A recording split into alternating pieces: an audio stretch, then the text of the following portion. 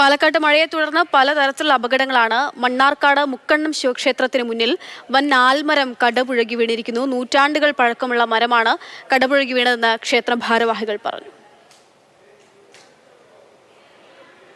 300 വർഷത്തെ പഴക്കമുണ്ട് എന്നുള്ളതാണ്. ഇന്നത്തെ തലമുറയ്ക്ക് ഇതിന് മുമ്പത്തെ തലമുറയ്ക്കും അത് എപ്പോഴാണ് വെച്ചതെന്നുള്ളതിനെ പറ്റി ഒരു ധാരണയുണ്ടായിരുന്നില്ല. ഏതായാലും ഇന്നിപ്പോൾ വൈകുന്നേരം അത് കടമുടങ്ങി വീണിരിക്കുകയാണ്.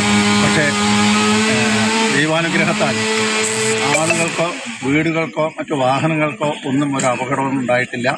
റോഡിൽ ഗതാഗത സമരം ഉണ്ടായിരുന്നതൊഴിച്ചാൽ വേറെ യാതൊരു നാശനഷ്ടങ്ങളും ഉണ്ടായിട്ടില്ല. ഗോകുൽ VS വിവരങ്ങൾ നൽകും. ഗോകുൽ, ഒരു തരത്തിലുള്ള അപകടങ്ങളോ നാശനഷ്ടങ്ങളോ ഒന്നും ഉണ്ടായിട്ടില്ല എന്നുള്ളത് ആശ്വാസം നൽകുന്നുണ്ട്. എപ്പോഴാണ് മരം കടപുഴകിയത്? ഏറെ കാലപ്പഴക്കം ചെന്ന് തന്നെയായിരുന്നു അല്ലേ? ഇന്ന് വൈകിട്ടാണ് ഈ സംഭവം ഉണ്ടായത്. വലിയൊരു മരമാണ്. മണ്ണാർക്കാട് മുക്കണ്ണം ശിവക്ഷേത്രത്തിന് മുന്നിലുള്ള ആൽമരമാണ് കടപുഴകി വീണത്. മുക്കണ്ണം ശിവക്ഷേത്രം അതിന് സമീപമുള്ള റോഡിലേക്കാണ് മരം വീണത്. ഭാഗ്യം കൊണ്ട് തന്നെ മറ്റൊരു അപകടവും ഉണ്ടായില്ല. വാഹനങ്ങൾക്ക് മേലെയോ അല്ലെങ്കിൽ ആളുകൾക്ക് മേലെയോ മരം വീണില്ല എന്നുള്ളത് ആശ്വാസകരമായ കാര്യമാണ്.